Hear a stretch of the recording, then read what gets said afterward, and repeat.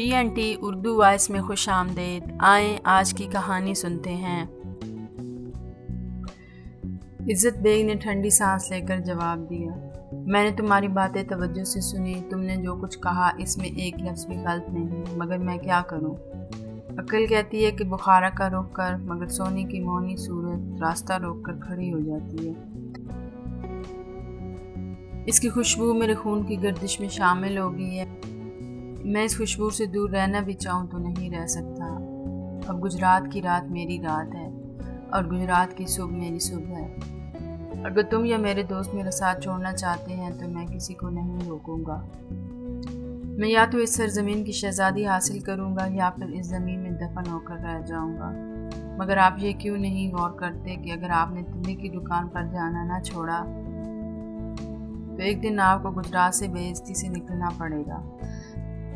غلام نے ذرا تلخ لہجے میں کہا، جس کام سے کچھ حاصل نہ ہو اس کے لیے بے عزت ہونا کوئی عقل مندی کی بات نہیں۔ عزت بیگ اپنے وفادار کے بگڑے تیور دیکھ کر پریشان ہو گیا۔ اس نے کہا، اچھا اگر میں سونے کی دکان پر جانا چھوڑ دوں تو پھر تو تم لوگ کو یہاں رہنے پر کوئی اعتراض تو نہ ہوگا؟ میرے مالک، غلام نے سمجھاتے ہوئے کہا، آخر گجرات میں ٹھہرنے کی کوئی وجہ تو ہونی چاہیے۔ کیا لوگ نہیں پوچھیں گے کہ ہم یہاں کیوں پڑے ہوئے ہیں؟ ہمارے پاس کافی رقم ہے، ہم یہاں کوئی دکان بھی تو کھول سکتے ہیں۔ عزت بیگ کو ایک عقل کی بات سوجی۔ آقا آپ نے ٹھیک فرمایا، نوکر نے تائید کرتے ہوئے کہا، اگر ہم گجرات میں دکان کھول لیں تو پھر ہمارے یہاں رہنے پر کسی کو اعتراض نہ ہوگا۔ آپ سونے کے دیدار سے آنکھیں سینکیے گا اور ہم کاروبار کرتے رہیں گے۔ عزت بیگ ملازم کی بات سن کر بہت خوش ہوا۔ اس نے کہا، بس تو پھر ٹھیک ہے، تم کل ہی کوئی دکان کھول لو، جتنی رقم کی ضرورت ہوگی میں دوں گا۔ مگر عزت بیگ کہتے کہتے رکا۔ آپ شاید سوچ رہے ہیں کہ دکان کس کی کھولی جائے، ملازم نے سمجھتے ہوئے کہا، وہ میں نے پہلے ہی سوچ لیا ہے، دکان ایسی ہونی چاہیے جس کی وجہ سے آپ کا اور سونے کا رابطہ قائم رہے۔ عزت بیگ نے ملازم کو تعجب سے دیکھا، میں تمہارا مطلب سمجھا نہیں۔ آقا سونے کی دکان برتنوں کی ہے، اگر ہم بھی برتنوں کی دکان کھول لیں تو پھر آپ کا سونے کی دکان پر روز آنا جانا ہو سکتا ہے۔ اور ملازم نے مسکرا کر عزت بیگ کو دیکھا، واہ بھائی واہ، مان گیا تمہیں۔ عزت بیگ اس کی ترکیب سے بھڑک اٹھا، تم نے میرے مرض کا علاج کر دیا۔ اس رات عزت بیگ کو خوب نیند آئی، صبح کو بھی دیر سے بیدار ہوا۔ جب وہ جاگا تو ملازم سرائے میں موجود نہ تھا۔ دریافت کرنے پر معلوم ہوا کہ وہ سویرے ہی سویرے کہیں گیا ہے۔ ابھی عزت بیگ اس بارے میں سوچ ہی رہا تھا کہ وہ خوش واپس آ گیا۔ اس نے بتایا، بازار میں سونے کی دکان سے کچھ فاصلہ پر ایک ایسا مکان تلاش کر لیا ہے جس کے ساتھ ایک دکان بھی ہے۔ یہی نہیں بلکہ مالک مکان سے مل کر اس سے یہ بھی طے کر آیا ہوں کہ وہ اس دکان میں سامان لگا کر باقاعدہ خرید و فروخت شروع کرے گا۔ عزت بیگ نے مکان کا کرایہ پیشگی ادا کر دیا اور ارباب سے کہا کہ وہ اتنے مکان میں منتقل ہو جائیں۔ دوست احباب یا مفت خورے عزت بیگ کے حکم کے تحت اس گھر میں پہنچ گئے۔ اس طرح عزت بیگ ایک طرح سے وہاں مستقل طور پر رہ پڑے۔ اس کے دوست احباب نے جب دیکھا کہ عزت بیگ دوسرے دھندے میں لگ گیا ہے تو انہوں نے بھی ایک ایک کر کے کھسکنا شروع کر دیا۔ ادھر عزت بیگ نے اس دکان میں تلے کو مہار سے برتن خرید کر اس کے ہی مقابلے پر ایک نئی دکان سجا دی۔ تلے کو مہار کے مقابلے پر نئی دکان کھل گئی، مگر اسے اس کی کوئی فکر یا پریشانی نہیں تھی، کیونکہ اب تلے کو مہار جس قدر ضرور تیار کرتا، عزت بیگ انہیں خرید کر اپنی دکان میں سجا لیتا۔ اس کے ساتھ ہی اس نئی دکان پر پرانی دکان کے مقابلے میں ضرور کم قیمت پر ملتے تھے، اس لیے وہ دکان خوب چل نکلی۔ عزت بیگ کو دکان کھولنے کا یہ فائدہ ہوا کہ اس کا تلے کو مہار کے گھر آنا جانا شروع ہو گیا، لیکن وہ سونے کی دل میں رتی بھر جگہ نہ پیدا کر سکا۔ عزت بیگ کو جلدی محسوس ہو گیا کہ سونے کی قربت حاصل کرنے کی یہ تدبیر بھی ناکام ہو گئی۔ مہنگے داموں برتن خرید کر سستے داموں بیچنے سے اسے کافی نقصان بھی ہوا، مگر وہ صرف اس امید پر دکان چلاتا رہا اور نقصان برداشت کرتا رہا کہ کسی نہ کسی دن وہ سونے کے دل میں اپنے لیے جگہ پیدا کر لے گا۔ آخر عزت بیگ کے ساتھ ہی اس کی فضول خرچیوں اور بے دکھی باتوں سے تنگ آ گئے۔ انہوں نے ایک بار پھر آپس میں مشورہ کیا۔ انہوں نے عزت بیگ کے ملازم کو بھی اس سے باغی کر دیا۔ پھر ایک رات جب عزت بیگ خوابوں کی دنیا میں اپنی آرزوؤں کے گل بوٹے لگا رہا تھا، اس کے تمام دوست بقایا رقم اور قیمتی سامان لے کر گجرات سے چلے گئے۔ صبح جب عزت بیگ کی آنکھ کھلی تو اس نے دیکھا کہ اس پر جان چھڑکنے والے دوست تمام مال و متاع سمیٹ کر اس کے گھر میں جھاڑو پھینک گئے ہیں۔ اس نے اپنا سر پیٹ لیا اور بچوں کی طرح سسک کر رونے لگا۔ اسے تسلی دینے والا کوئی نہ تھا۔ ایک طرف اسے مکان کا کرایہ ادا کرنا تھا تو دوسری طرف تلے کمار کی رقم بھی ادا کرنا تھی۔ گھر میں کوئی ایسی چیز نہ تھی جسے بیچ کر وہ ادائیگی کرتا۔ آخر اس نے دکان بند کر دی اور گھر میں چھپ کر بیٹھ گیا، مگر اس طرح تو زندگی نہیں گزاری جا سکتی تھی۔ پہلے اس نے سوچا وہ بھی خاموشی سے کسی طرح نکل جائے، مگر سونی کی تصویر فوراً اس کے سامنے آ جاتی۔ عزت بیگ کو محسوس ہوا جیسے سونی بڑے غصے سے اسے دیکھ رہی ہے۔ پھر سونی کے ہونٹ ہلے اور اس نے طنزیہ لہجے میں کہا۔ عزت بیگ اتنی سی مصیبت سے گھبرا گئے کہ کس لیے محبت کا دعویٰ کیا تھا؟ اس میدان میں تو سر سے کفن باندھنا پڑتا ہے۔ تم نے تو صرف مال ہی گنوایا ہے۔ عاشق کی نظر میں مال و دولت کی کوئی حقیقت نہیں ہوتی۔ پہلے ہی قدم پر پاؤں توڑ کے بیٹھ گئے تو مقصد کو کس طرح پہنچو گے؟ ابھی تو ہجر و فراق کی طویل راتوں سے گزرنا ہے، بدنامی اور رسوائی کے دریا عبور کرنا ہے، پھر جان کی بازی لگانا ہے۔ اگر تم اس قدر بزدل تھے تو پھر اس راستے میں قدم ہی کیوں رکھا تھا؟ محبت بازار میں نہیں بکتی کہ رقم سے اسے خرید لو۔ محبوب کی ایک نظر کے لیے شعلوں کے سمندر سے گزرنا پڑتا ہے۔ اگر جان قربان کر کے بھی وصال یار حاصل ہو جائے تو یہ سودا بہت سستا ہے۔ ابھی وقت ہے۔ اگر محبت میں گرمی، عشق میں سوزش نہیں تو سونے کا خیال دل سے نکال دو اور بخارا واپس چلے جاؤ۔ سونے کے متحرک لب خاموش ہوئے تو عزت بیگ چیخ کر بولا، نہیں سونی، میں تمہیں نہیں چھوڑ سکتا۔ تمہارا خیال دل سے نہیں نکال سکتا۔ میں تم تک پہنچوں گا، راستے کے ہر پتھر سے سر پھوڑوں گا، بدنامی اور رسوائی کے تمام داغ سینے میں چھپا لوں گا۔ بخارا سے میرا کوئی تعلق نہیں، گجرات میرا ہے۔ عزت بیگ نے اپنے ہی حال پر غور کیا۔ اسے اپنے آنسو بہانے پر افسوس ہوا۔ یہ تو سراسر محبت کی توہین تھی۔ اس نے اپنے جسم میں ایک نئی توانائی محسوس کی اور اس کے قدم تلے کمہار کے گھر کی طرف اٹھنے لگے۔ تلے کمہار کو عزت بیگ کی خستہ حالت دیکھ کر بڑا افسوس ہوا۔ اس نے بڑے پیار سے پوچھا، پردیسی تم نے کیا حالت بنا رکھی ہے؟ تم بڑے نفیس طبیعت کے مالک ہوا کرتے تھے، تمہارے لباس پر شکن تک نہ پڑتی تھی، مگر اب میں دیکھ رہا ہوں کہ تمہارے بال بڑے ہوئے ہیں، کپڑے میلے ہیں، صورت پر حسرت برس رہی ہے۔ آخر یہ سب کیا ہے؟ عزت بیگ نے افسردگی سے کہا، تلے بابا، میرے پاس کیا دھرا ہے جو نئے کپڑے پہنوں یا بال بنوا کر خوبصورت پگڑی باندھوں؟ میرا تو سب کچھ لوٹ گیا، میں اپنے ہی آدمیوں کے ہاتھوں برباد ہو گیا۔ عزت بیگ نے کچھ ایسی افسردگی سے کہا کہ تلے کمہار کا دل بھر آیا۔ اس نے عزت بیگ کو قریب بٹھا کر اس کے سر پر ہاتھ پھیرا اور محبت سے کہا، جوان، تم پردیسی ہو، تم نے میرے مقابلے پر دکان کھول لی، مگر مجھے تم سے کوئی شکوہ شکایت نہیں۔ مجھے صاف بتاؤ تم پر کیا گزری؟ تمہارے کس آدمی نے تمہیں لوٹا برباد کیا ہے؟ عزت بیگ اپنی داستان بیان کرنے والا تھا کہ سونی باپ کے پاس آئی اور اس نے اپنے باپ اور پردیسی کو خاموش اور افسردہ دیکھا تو واپس جانا چاہا، مگر تلے کمہار نے اسے بیٹھنے کا اشارہ کیا۔ سونی کی موجودگی سے عزت بیگ پر اور زیادہ رقت طاری ہو گئی اور اس نے بڑے دکھی انداز میں اپنی داستان علم کا آغاز کیا۔ عزت بیگ نے کہنا شروع کیا، تلے بابا، میں اپنے دوستوں پر اپنے سے بھی زیادہ اعتماد کرتا تھا۔ اس سفر میں ہمیشہ میرے ساتھ ہوتے تھے۔ میرا کوئی خاص ٹھکانہ نہیں ہے، میں بچپن سے ہی سفر میں ہوں۔ ایک جگہ سے سامان اٹھاتا ہوں اور دوسری جگہ لے جا کر فروخت کر دیتا ہوں۔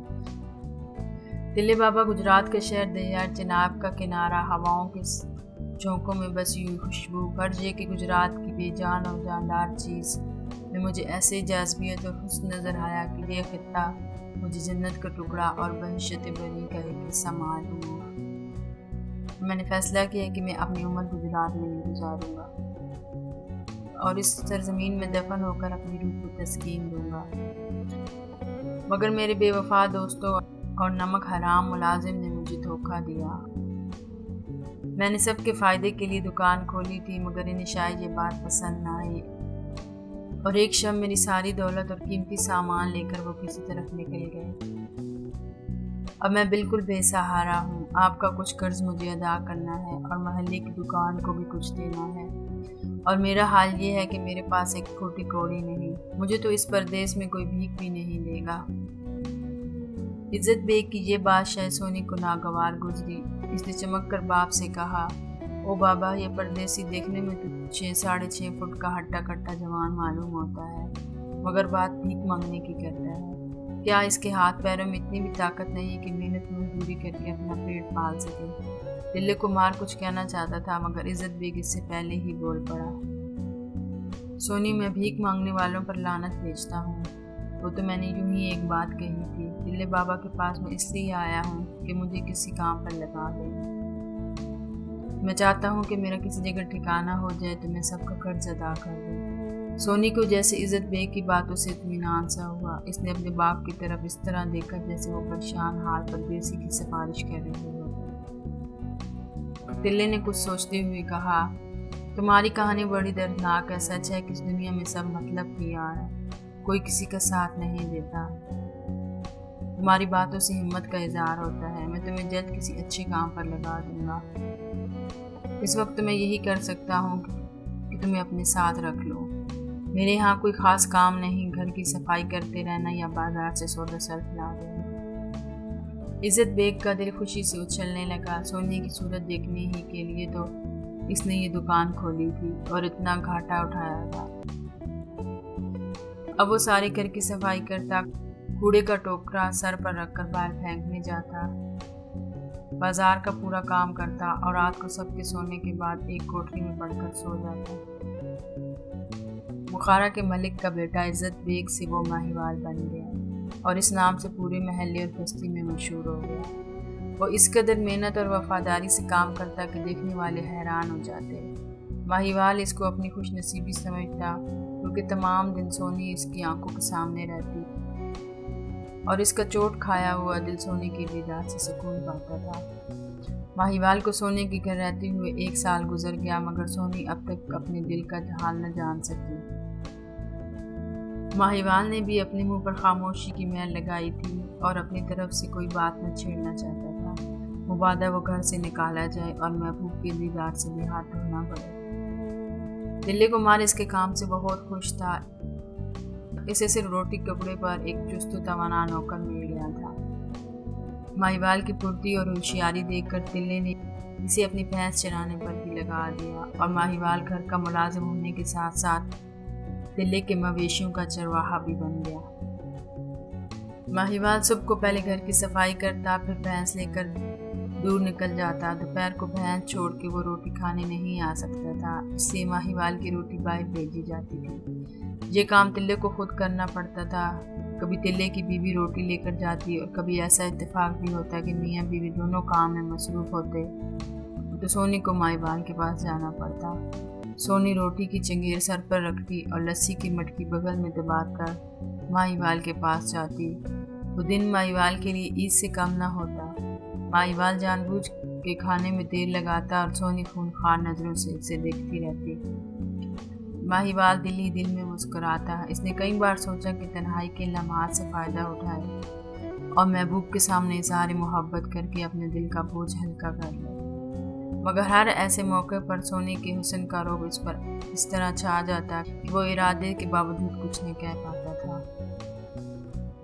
ایک دن سونی روٹی لے کر پہنچی تو ماہیوال کا کچھ عجب حال تھا۔ اس کے چہرے کا رنگ زرد ہو رہا تھا اور آنسوں کا سیلاب آنکھوں سے جاری تھا۔ سونی اس کے قریب پہنچ گئی، مگر ماہیوال اپنے خیالوں میں ایسا کھویا ہوا تھا کہ اسے سونی کے آنے کی خبر نہ ہوئی۔ سونی ذرا دور کھڑی ہو کر اس کی حالت کو دلچسپی سے دیکھنے لگی۔ ماہیوال کو بھی یہ خیال نہ رہا کہ کھانے کا وقت ہو گیا ہے اور گھر سے کوئی نہ کوئی روٹی لے کر آنے والا ہے۔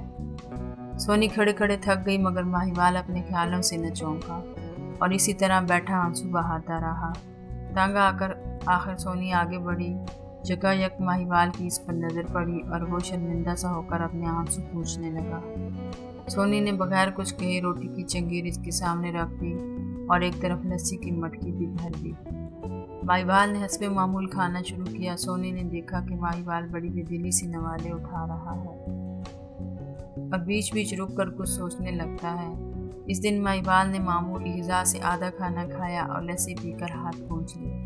سونی نے چنگیر اور مٹکی اس کے پاس سے اپنی طرف کھینچ لی۔ ماہیوال آخر تو اتنا اداس کیوں ہے؟ سونی نے بس یوں ہی پوچھ لیا۔ کیا گھر یاد آ رہا ہے؟ گھر تو بس اس وقت بھول گیا تھا جب میں نے تمہاری دکان پر قدم رکھا تھا۔ میری دکان کا تانا کیوں دے رہا ہے؟ سونی چلا اٹھی۔ سامان چرا کر تیرے یار دوست بھاگ گئے ہیں اور تو مجھے آنکھیں دکھا رہا ہے۔ میں تمہیں کیسے آنکھیں دکھا سکتا ہوں سونی؟ ماہیوال نے سسکی بھری۔ تمہاری آنکھوں نے ہی تو مجھے اس حال کو پہنچایا ہے۔ کیا کہہ رہا ہے ماہیوال؟ سونی کو غصہ آ گیا۔ منہ سنبھال کے بات کر ورنہ ان روٹیوں سے بھی جائے گا۔ شکر کر میرے باپ نے تجھے ٹھکانہ دیا ورنہ گلی گلی بھیک مانگتا پھرتا۔ سچ کہہ رہی ہو سونی؟ ماہیوال کی آواز بھر آئی۔ مجھے کیا پتا تھا کہ میں ایک پتھر سے پیار کر رہا ہوں۔ 2 سال تک تمہاری غلامی کرنے کے بعد بھی تمہاری ایک محبت پر نظر بھی نہ پا سکا۔ غلطی میری ہی تھی۔ کسی کو کیا پتا کہ بخارا کے سب سے بڑے تاج کا اکلوتا بیٹا آج ایک کوزہ گھر کے دروازے کا فقیر ہے۔ میرے دوست جتنی رقم لے کر بھاگے ہیں اتنی تو میں خیرات کر دیا کرتا ہوں۔ انہوں نے مجھے بہت سمجھایا کہ گجرات چھوڑ دے، سونی تجھے کبھی نہ مل سکے گی، مگر میں نے ان کی ایک نہ مانی۔ تمہارے قریب رہنے کے لیے میں نے برتنوں کی دکان کھولی، دولت برباد کرتا رہا صرف اس لیے کہ میں سونی کی صورت دیکھتا رہوں۔ آخر وہ اکتا کر بھاگ گئے اور اپنے ساتھ سب کچھ لے گئے، مگر میں نے پھر بھی گجرات نہ چھوڑا، تمہارے گھر کا نوکر بنا۔ کیا کچھ نہ کیا میں نے؟ کیا تم سمجھتی ہو کہ میں سب کچھ 2 روٹیوں کے لیے کر رہا ہوں؟ نہیں سونی، ایسا نہیں ہے۔ میرے دن رات کیسے گزرتے ہیں اس کی تمہیں خبر نہیں۔ تم نے آج ہمدردی کے 2 بول کہے تو میں نے سب کچھ اگل دیا، ورنہ یوں ہی کڑ کر مر جاتا۔ سونی اس کی باتیں بڑے حیرت اور تعجب سے سنتی رہی۔ ماہیوال نے بڑی سادگی اور سچائی سے اپنی داستانیں دل کر ڈالی تھی۔ سونی کا دل بے چین ہو گیا۔ آقا زادی اور غلام کا پردہ اٹھ گیا۔ سونی کی آنکھیں بھر آئیں۔ اس نے بڑے نرم لہجے میں کہا، ماہیوال کیا تو سچ کہہ رہا ہے؟ یہ سب کچھ تو نے میرے لیے کیا ہے؟ میں تم سے کیوں جھوٹ بولوں گا سونی؟ ماہیوال کے سینے میں لگی ہوئی آنکھ بڑک اٹھی۔ میرے پاس سب کچھ تھا، آج بھی سب کچھ ہے۔ میں آج بخارا واپس چلا جاؤں تو حویلی، نوکر چاکر، مال و دولت سب کچھ میرے قدموں میں ہوں گے، مگر مجھے دل پر اختیار نہیں۔ میرے قدم گجرات سے باہر نہیں جا سکتے۔ مجھے اس بستی سے پیار ہو گیا ہے کیونکہ اس بستی میں تم رہتی ہو، میری سونی رہتی ہے۔ تم میری خوشبو ہو سونی۔ پھول اور خوشبو الگ الگ نہیں رہ سکتے۔ چکور چاند کی طرح اڑتا ہے، پروانہ شمع ہی پر گرتا ہے۔